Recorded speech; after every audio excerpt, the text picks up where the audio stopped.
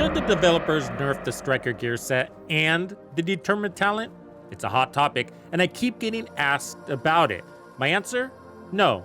If that's all you need to hear, congrats on watching the shortest video ever. But if you're interested in diving deeper into the real issue behind this question, the dreaded bullet sponge, then stick around. Let's explore why this is such a big deal to the player base. We're going in deep, y'all.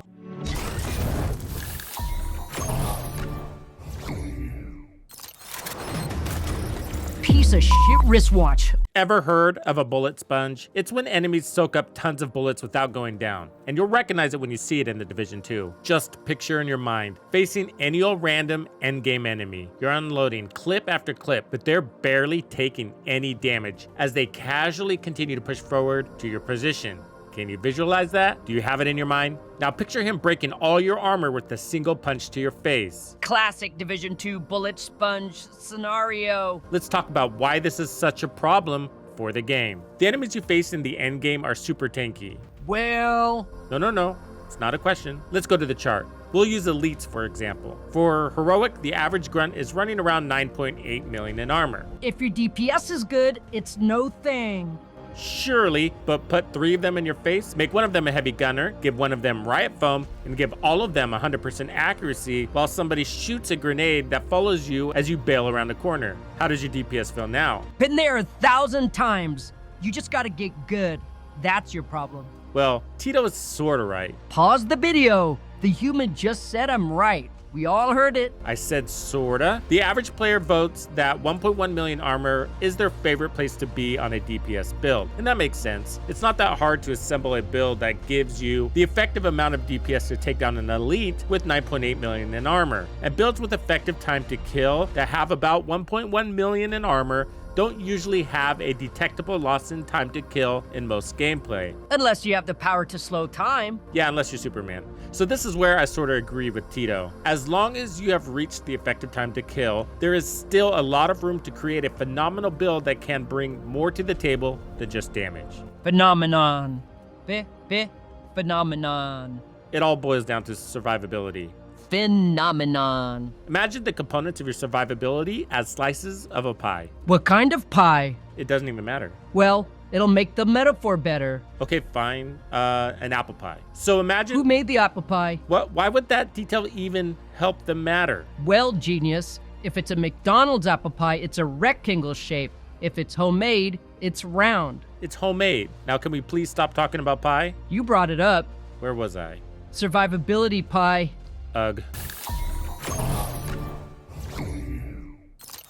To break down survivability in the Division 2 down to its most basic components, you have 3 key elements: time to kill, or DPS, time to heal, and playstyle. Let's simplify playstyles into 2 categories: aggressive and relaxed. These 3 components are crucial to your survivability equation. You can run an SMG build aggressively, staying out of cover, or you can take a more relaxed approach by using cover. Similarly, you can play an aggressive sniper build by moving around, or you can be more relaxed by maintaining a distance. It's not just the weapon class that dictates your playstyle, but your playstyle preferences influences your build, and your build can, in turn, shape your playstyle. That's why there isn't a one-size-fits-all answer to how much DPS or armor is best. It depends on several factors. What is your playstyle? What difficulty are you playing on? Heroic or legendary? Are you playing solo or in a group?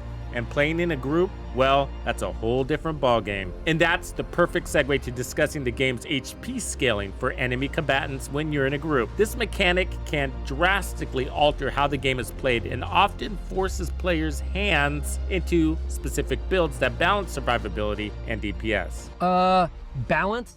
Right, maybe I should say unbalanced instead. Let me clarify. Playing in group forces players to rebalance their build for greater DPS over all other aspects. You see, the most important part of the survivability pie is the time to kill. To put it simply, since you're fighting waves of enemies, the longer you spend focusing on a single target, the greater chance you can get overrun. Solo, the time to kill is great. It's not hard to create a build that can effectively kill fast, which opens up the possibility to heal fast and clear content quickly, no matter your style of play. When you team up with other players, the enemy's health pool scales up significantly. This means they take a lot more damage before going down.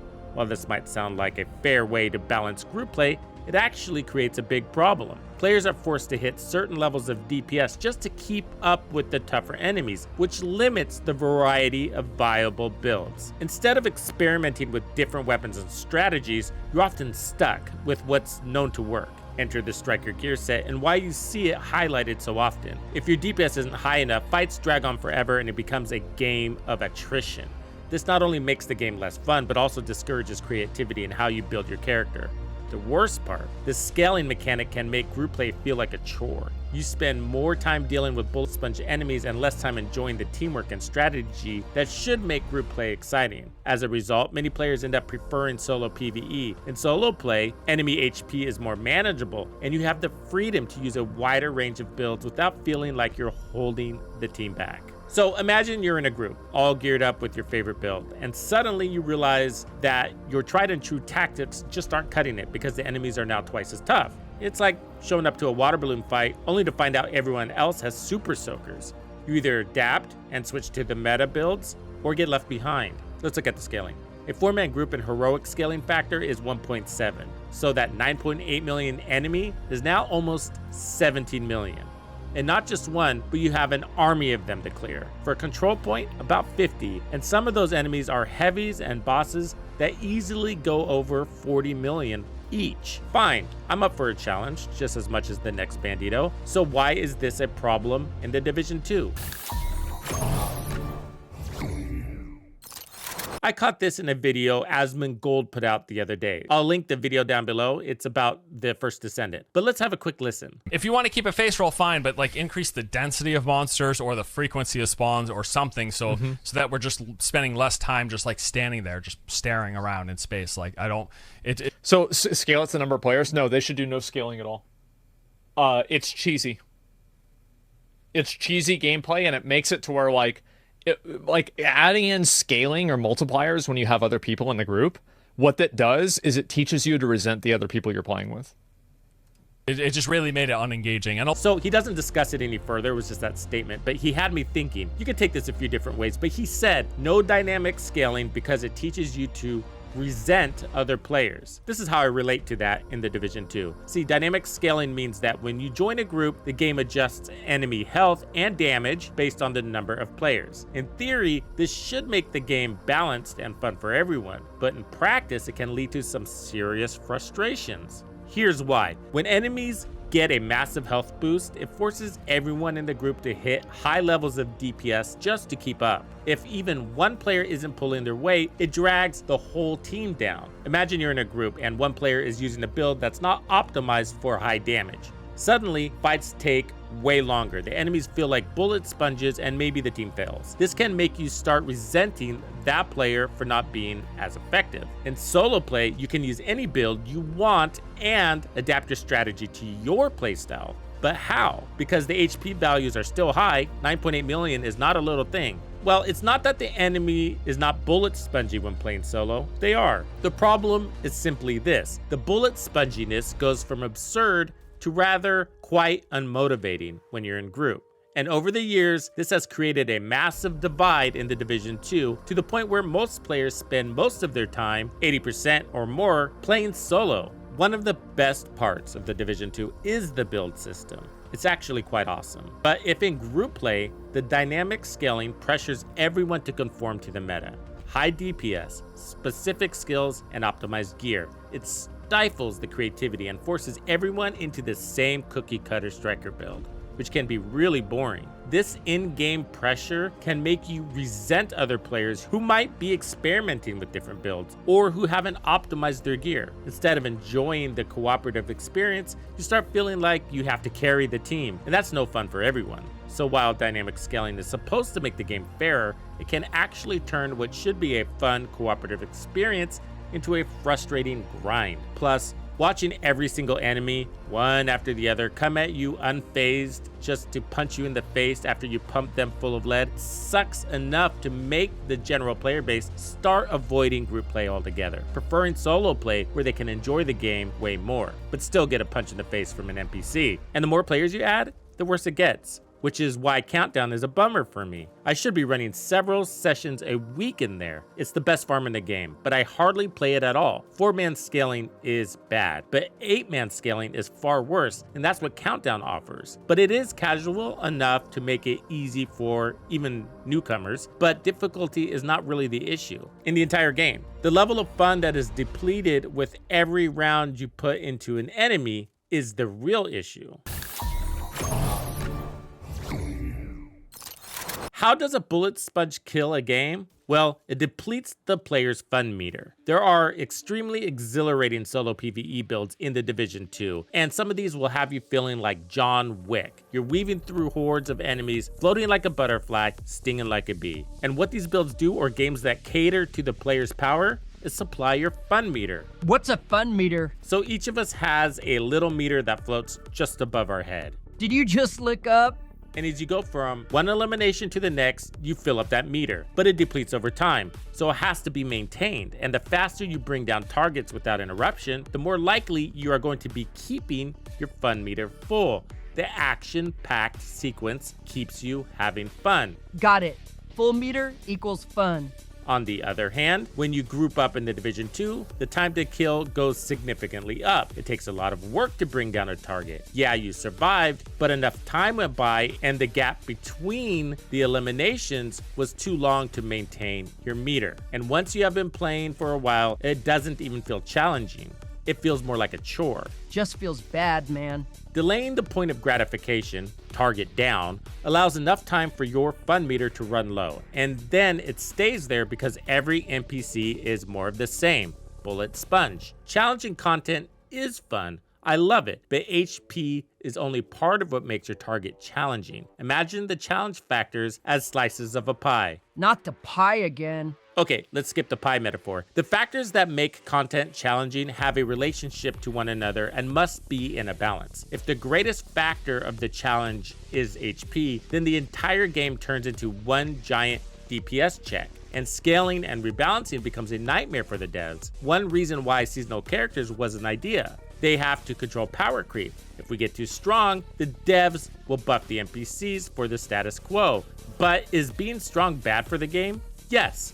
Not every game, but this one. The game will become too trivial. It can lead you to feeling like you beat the game, and once you beat it, you might move on because you are bored. To keep it interesting and ongoing, a live service game should make beating the game the goal, but not actually provide the possibility. You're saying the devs should deceive us? Well, no, not at all. The point of a live service game is for the game to go on forever. That's what we're signing up for. But as gamers, we're programmed to defeat our opponent. The game is the ultimate opponent. Deep shit, man. Did you steal that from a fortune cookie? Live service looter shooters need to answer the tough question. Why should we come back and play the Division 2? Why should we play the game loop over and over? What makes us come back? What carrot are they dangling? Is the challenge the carrot? Defeating a worthy opponent is notable. When you run in a group, you have a greater challenge to defeat. So why doesn't it feel more rewarding? Because the carrot isn't the challenge or the defeat of our enemy. It's the means to that end. What makes the Division 2 good is the build system that allows us to creatively accomplish our goal.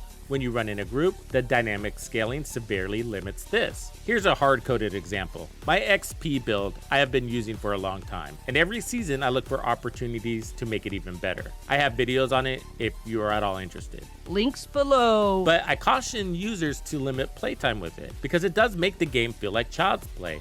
Heroic directives, open world against all elites, easy. But using it too much leads to the game feeling a little bit boring. Speak for yourself. Some of the global events can feel this way too. The reanimated event, just like the XP build, puts me in a place where I feel like I can't nerf my build anymore and I'm rolling through content too easily. After a while, things begin to pale. So feeling super strong does exist in this game, and guess what the examples I just brought up have in common? Determined. Determined is a weapon talent that doesn't bring any damage to the table. Instead, it allows you to hit shots on the body that apply headshot damage. The magic comes in when you pair it with a strong weapon and the headhunter talent. Basically, you are one-shotting enemies in the body and chain killing to that effect. Head or body? Is that really changing the game? Headhunter builds have been chain killing since Jump Street. True, it's not adding damage and the end results are the same, one shot, one kill, but Determined does change the game in good and bad ways. It's arguably the best in slot talent on any sniper. Fast time to kill is the best part of your survivability, right? On one-shot builds, it's not the actual round that impacted the target we're timing, it's actually the acquisition time. So ADS, acquiring your target, and misses are the real factors in practice. For example, the best time to kill is a one-shot SVD sniper build because you can stay in scope after every shot, where bolt actions break ADS after every shot, forcing you to ADS again, reacquire your target, and this opens you up for a miss. The smaller your target, like the head, the more likely you can miss. Center mass is much larger, and if you accidentally hit the arm or a weak point with Determined, they still go down, and you move on to the next. This is tremendously amazing for clearing content fast. And because you can kill so fast on a weapon class that already has the ability to one-shot kill,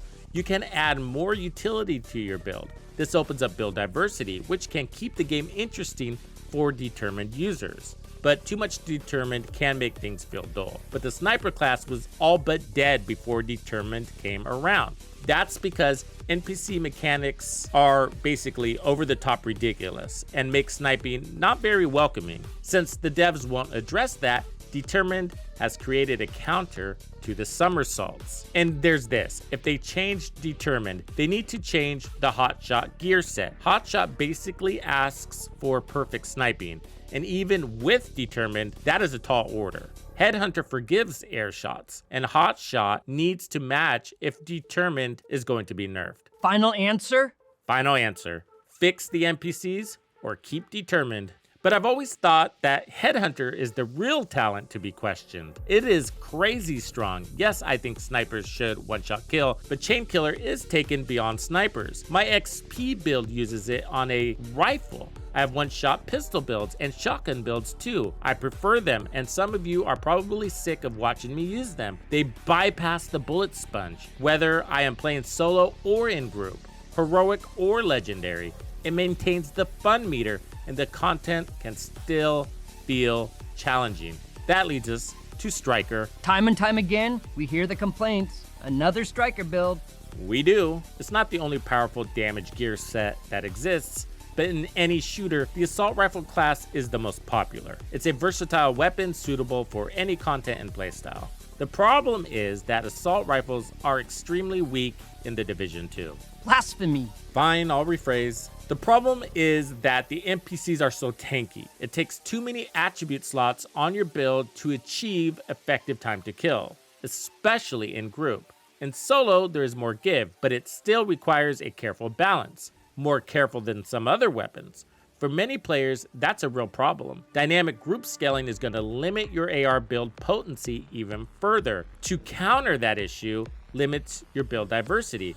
Worst off, it changes your playstyle. So what's the takeaway here? The Division 2's enemy HP scaling and group play forces players into rigid roles and high DPS builds, sucking the fun out of what should be an engaging and cooperative experience. This often leads to players preferring solo play, where they can enjoy the game on their own terms without the added pressure of conforming to the DPS meta. And even then, if they're playing solo, who cares what they're using? So absolutely no. Striker gear set should not be nerfed. It's not OP. At its base, it's simply the best tool for weapons like ARs and LMGs for countering the bullet sponges. Really, we need more things like this. And since the devs won't address the bullet sponge, Striker must exist. Status quo is where we are at. Bullet sponges and a couple good tools. The good majority of the player base is spending more than half their time in solo PvE, and group play relies too heavily on a couple cookie cutter builds. How do you progress? Well, the devs see things like seasonal characters as a way. Basically, refresh the experience over and over instead of dealing with the art of power balancing a shooter. I, for one, think creative tools are a way. Sort of like the Acosta exotic knee pads that give us more speed, but not with all the limitations and barriers. Maybe even as elements in a skill tree or on the watch, or added components to the builds. This way we can improve gameplay performance without power creep. But we're a long ways from really feeling powerful with the HP values as they are. To keep it simple, devs, ease up on the dynamic scaling. We will still be the underdog in every possible way. Yeah, boy. Thank you for hanging out with me today. My name is Tuxedo Bandido. That's Tito Bandido. What's crack-a-lackin'? And this was another episode of The Division 2. If you found this video helpful, subscribe, like, and turn on notifications to ensure you don't miss out on the fantastic experiences waiting for you in The Division 2. And if you like builds like this, check out the recommended build video I have here for you. If you have anything you want to see covered, be sure to let me know in the comments below. And thank you to all the channel members and donors who make everything possible. Tux Nation wouldn't be without you. When you buy a game from Ubisoft, enter the creator code Tuxedo Bandido to support the channel. Easy peasy. Now maybe this cheapskate can afford to sign me up for that dating app I've had my eyes on.